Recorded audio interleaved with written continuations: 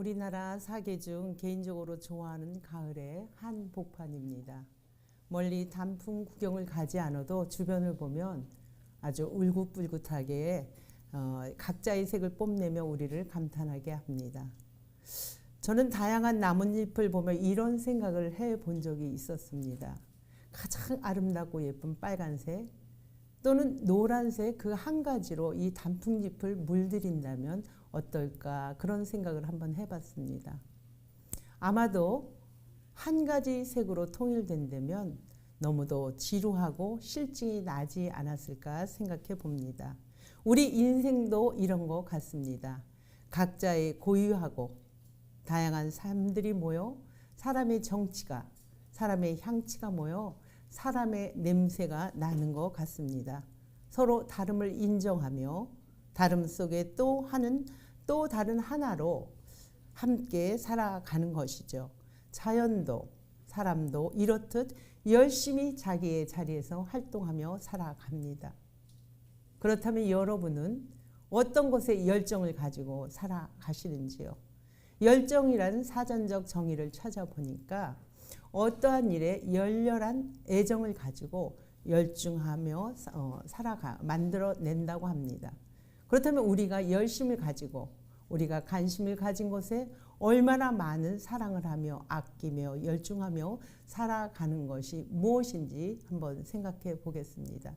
너무 오래된 팬데믹으로 인해서 각자의 건강에 우리는 열중하고 있는가요? 아니면 돈의 전능성으로 인하여 돈을 향하여 열심히 달려가고 있으신지요? 코로나로 인하여 관계 부재로 인하여 관계를 넓히기 위하여 분주하게 활동하며 내 영역을 넓히고 있지는 않는지요? 우리가 다 여기에 열거할 수는 없지만 우리 각자는 내가 중요하게 여기는 곳에 내 마음을 쏟고 그것을 향해 달려갈 것입니다. 그렇다면 사람들에게 열정이 왜 생겨날까요? 그 열정은 결핍이라는 것에서 시작된다고 봅니다. 그러하기에 그 열정으로 인하여 자신을 조화롭게 하여 자기 자신을 긍정적인 사람으로 강화하며 살아갈 수도 있습니다. 그러나 반면 그 열정은 강박적인 사고로 인하여 부정적인 사람으로 살아갈 수도 있는 것입니다. 오늘 우리가 읽은 본문에서 삭개오 또한 결핍으로 인하여 돈을 향하여 열심히 달려갔던 사람입니다. 그러나 그 삭개오를 주님은 동행하시며 찾아와 주시며 함께 주님의 길을 걷자고 하십니다. 그 초대에 여러분들과 제가 한번 그 길을 걸어가 보시면 어떨까요? 오늘 말씀을 통해서 주님께서는 첫 번째로 우리와 관계 맺기를 원하십니다. 아까 읽었던 말씀을 제가 1절에서 5절까지 한번 다시 읽어보겠습니다. 예수께서 여리고로 들어가 지나가시더라. 삭개오라 이름하는 자가 있으니 세리장이요 또한 부자라. 그가 예수께서 어떠한 사람인가 하여 보고자 하되 키가 작고 사람이 많아 할 수 없어 앞으로 달려가서 보기 위하여 돌 무화과 나무에 올라가니 이는 예수께서 그리로 지나가시게 되밀러라. 예수께서 그곳에 이르사 쳐다보시고 이르시되 삭개오야 속히 내려오라. 오늘 내가 내 집에 유하여야 하겠다 하시니 오늘 본문에 나온 삭개오는 우리가 잘 알다시피 부자 또 세리장이라고 말합니다. 이 당시 유대 사회에서 세리는 죄인이라고 낙인을 찍습니다. 왜냐하면 로마에 빌붙어서 유대인들에게 세금을 걷어 그것을 로마 당국에 주고 나머지는 자기가 착복하는 것입니다. 그런 세리가 욕을 먹을 수밖에 없는 유대 사회에서 세리장이라고 오늘은 기억합니다. 더 많은 부를 축적했겠죠. 지금으로 말하면 일제시대에 우리나라를 팔아먹는 매국노라고 할 수 있는 상황입니다.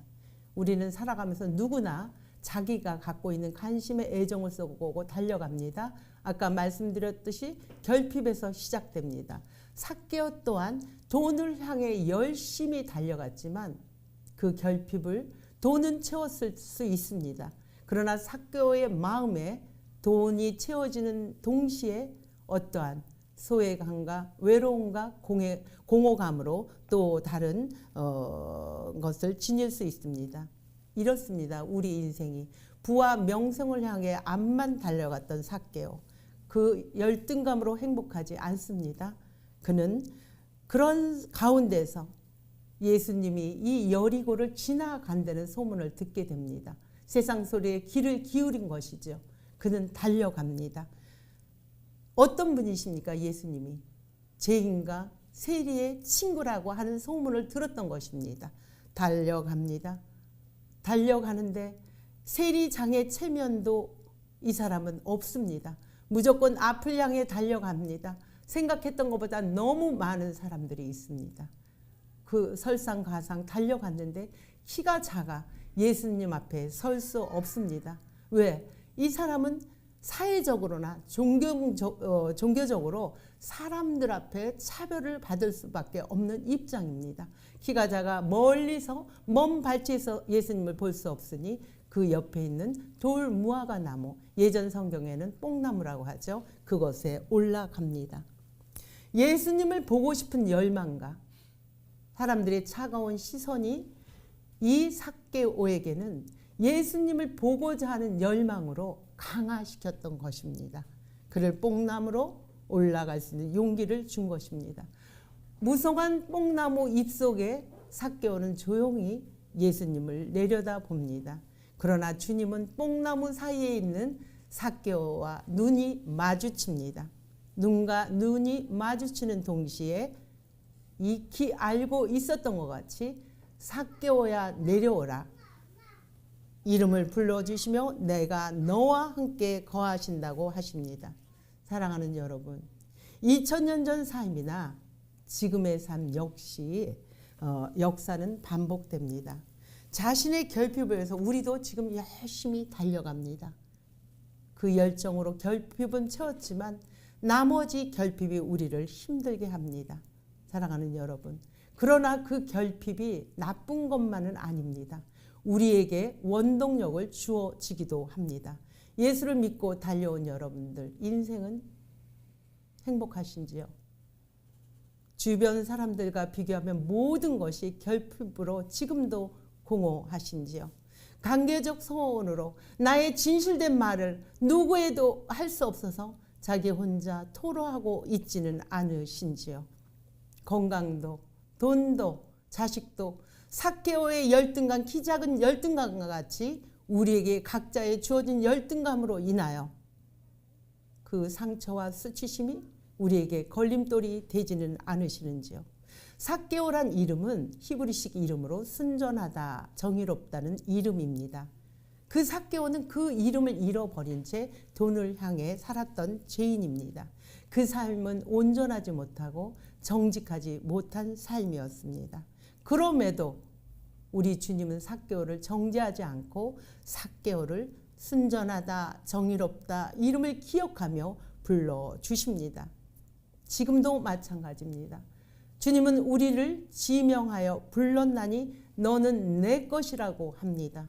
우리의 주님과의 관계를 규명하여 주시는 것이죠. 너는 나를 혹시 잊어도 나는 너를 잊지 아니할 것이라고 말씀하십니다.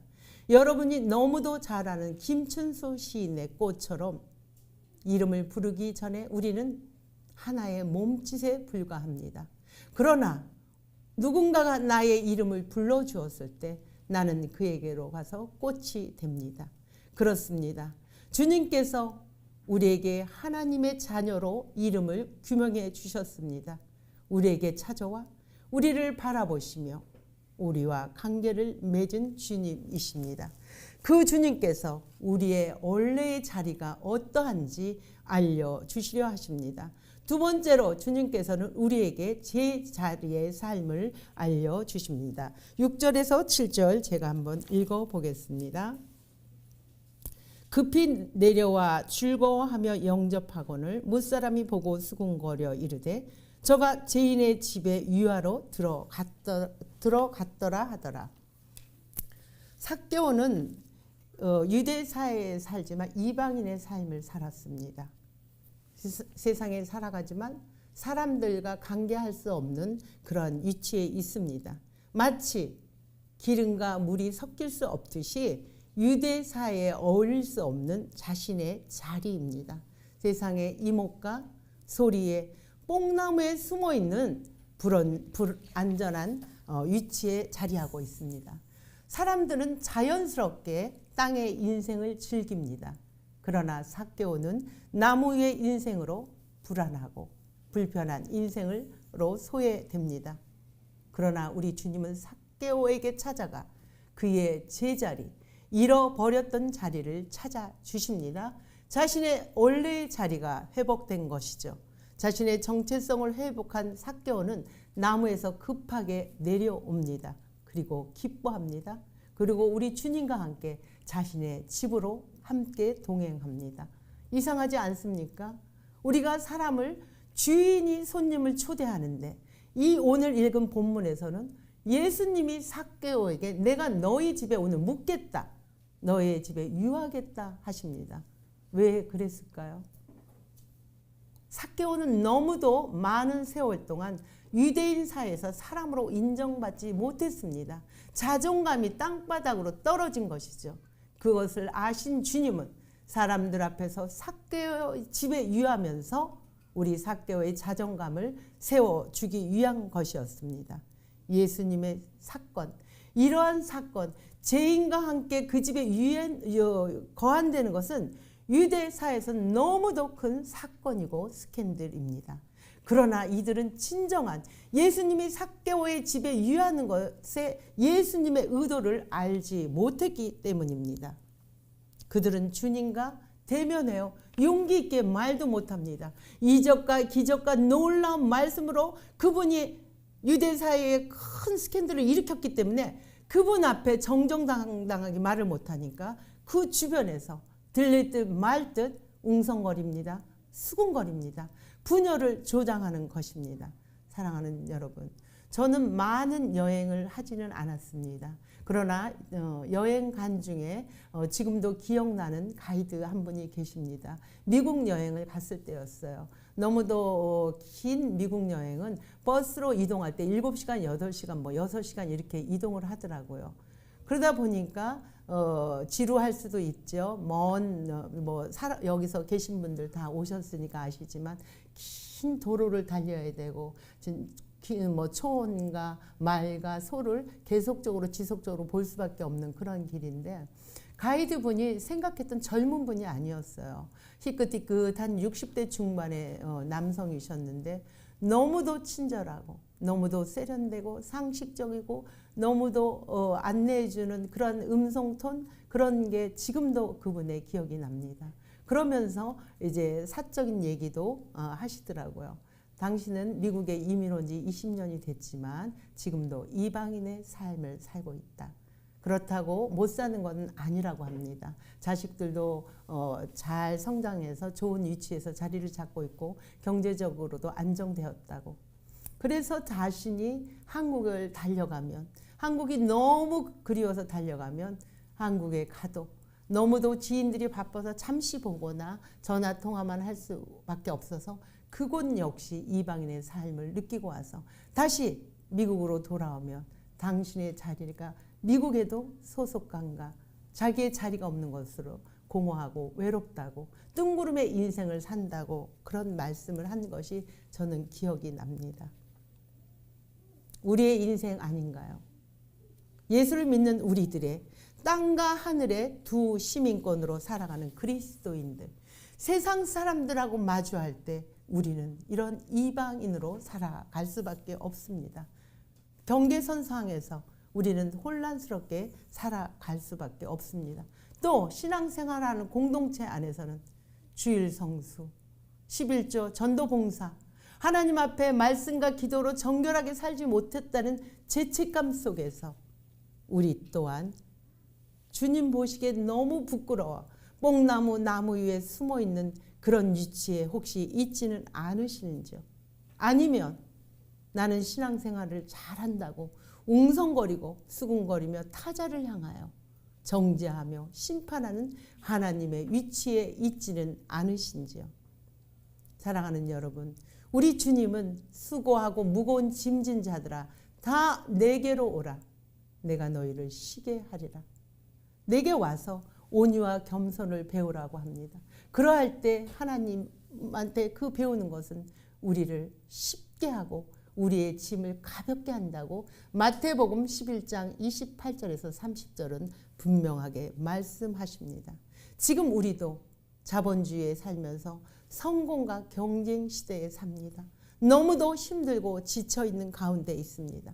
타자를 비교할 때 수치심과 열등감으로 우리의 삶은 굳어져 있지는 않으신지요.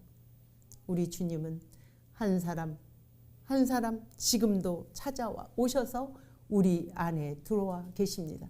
우리가 두려워하는 우리 마음에 주님의 사랑으로 그 두려움을 내어 쫓아 주십니다. 아무도 그분의 사랑을 빼앗을 자가 없다고 성경은 분명하게 기록합니다. 우리 원래의 자리가 이 자리입니다. 이 자리를 알려주신 주님께서는 주님과 이때어 살 때 너희가 진정한 행복을 맛본다고 말씀하십니다. 세 번째로 주님께서는 우리에게 이때어 살아가라 하십니다. 말씀 8절에서 10절 제가 읽어보겠습니다. 삭개오가 가서 주께 여짜오되 주여 보시옵소서 내가 내 소유의 절반을 가난한 자들에게 주겠사오며 만일 누구의 것을 속여 빼앗은 일이 있으면 내 갑절이 갚겠나이다. 예수께서 이르시되 오늘 구원이 이 집에 이르렀으니 이 사람도 아브라함의 자손이미로다. 인자가 온 곳은 잃어버린 자를 찾아 구원하려 함이러라.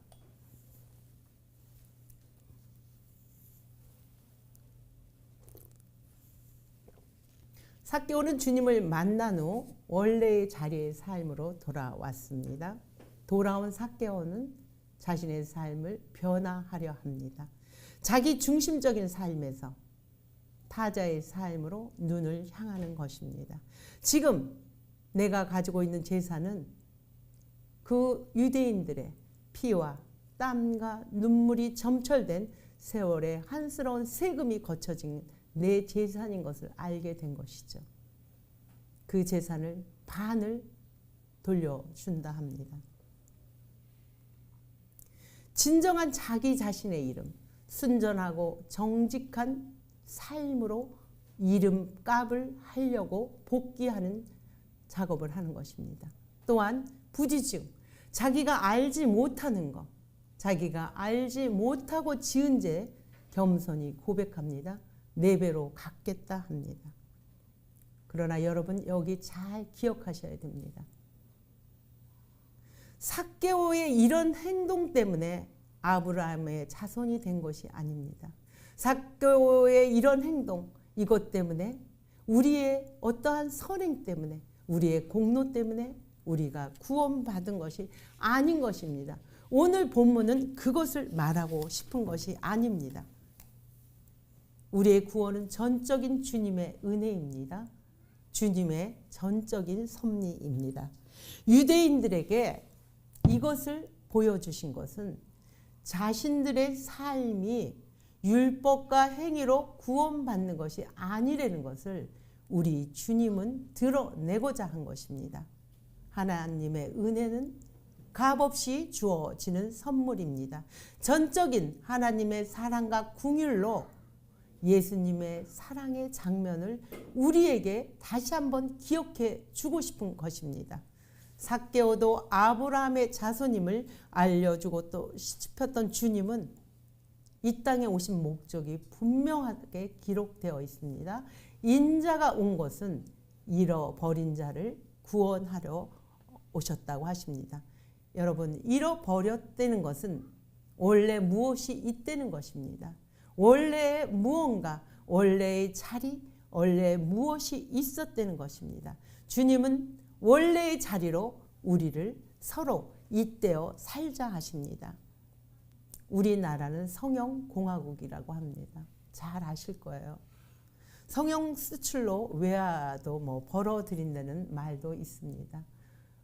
얼마 전에 제가 성형외과를 간 적이 있는데 태국인지 한 10분 정도가 오셔갖고 단체로 성형하는 것을 보게 됐습니다. 그만큼 성형을 잘하기 때문에 동남아에서도 성형 감각을 우리나라를 향해 온다고 합니다. 그러나 성형하기 전에 꼭 하는 필수가 있습니다. 하기 전 모습, 성형하기 전에 모습을 찍습니다. 성형 후에 모습을 찍습니다. 왜 이 사진을 찍는가 하면은 성형을 통해서 객관화된 미를 확인시켜 주려고 하는 것입니다. 성형을 한 후 자기 자신이 마음에 들어 안 들어는 게 아니고 데이터상의 그 미를 입증하기 위해서 성형외과에서는 사진을 찍는다 합니다. 그러나 우리가 그 성형을 통해서 어찌됐든 변화와 결과를 맛봤기 때문에 지금껏 우리나라는 너무도 많은 성형외과가 횡행하며 많은 사람이 여전히 성형을 하고 있습니다. 성형을 하면 확실히 변하죠, 사람은. 그렇다면 구원받은 우리의 모습은 구원받기 전 예수를 내 구주로 모신 후의 모습은 얼마나 달라졌는지요. 여러분 만족하십니까? 예수 믿기 전의 삶과 예수 믿은 후에 내 얼굴, 내 마음에 만족하시는지요. 이때 다른 뜻이 있습니다. 저는 이 이땜이라는 단어, 이때다, 이때요, 이 단어가 개인적으로 참 마음에 와닿습니다. 서로 이어져 마주 닿는다는 것이죠. 끊이지 않는다는 것입니다. 주님과의 우리와 이땜, 주님과의 우리와의 사귐. 구원 후 달라진 모습은 주님과 이땜이 있을 때만 가능하다는 것입니다. 우리는 하나님의 형상으로 지음받은 모든 사람입니다. 하나님은 우리를 지으시고 바로 생육하고 정복하고 번성하여 땅을 다스리라고 했습니다. 그 이유는 하나님의 형상으로 지음받은 너희들, 하나님의 인격체 지정의를 갖춘 너희들, 나와 같이 하나님과 사랑과 이웃과 피조물을 잘 보살피고 다스리고 보존하라는 뜻으로 하나님은 우리를 하나님의 형상으로 만들고 나서 세상을 우리에게 유임시켜 주셨습니다. 이것이 하나님과 우리에게 정체성이며 우리의 자리인 것입니다. 안모 공로 없이 구원으로 주님과 우리는 이땜을 받았습니다. 그러나 구원 받은 우리는 자랑하라고 준 것이 아닙니다. 선한 일을 하기 위하여 지음받았다고 예배소서 2장 9절에서 10절은 분명하게 기록되어 있습니다. 그러하기에 우리의 할 일은 종교인인, 기독교인, 비기독교인, 남녀노소, 피부를 비롯하여 모든 사람을 차별, 혐오, 배제하지 말라는 말씀이십니다. 우리 모두는 나를 통해 인격적인 하나님을 만나게 하는 것입니다. 그뿐만이 아니고 타자를 향해 우리 하나님을 보게 하는 것이 우리의 일입니다. 우리의 작은 관심으로 일상을 함께 나누어 사랑이 된다면 너무나 감사한 일입니다. 우리의 웃음이 그들에게 소망이 되어준다면 그것으로 충분합니다. 우리를 통해 주님과 접촉점이 되어 타자가 믿음의 길로 가는 길을 열어준다면 주님은 나 그리고 타자를 향해 늘 잇대어 산다고 말씀하십니다.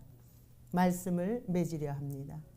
우리는 이 땅에 살아가면서 방향성을 잃어버린 채 상실하며 상실감을 갖고 시대를 살아갑니다. 그 결과 강박 열정으로 앞만 보고 달려갑니다. 그것은 중독을 초래해야 합니다. 우리를 강박감, 자기 존중감, 자기 도취감에 빠져 중독적 쾌락에 물들게 합니다.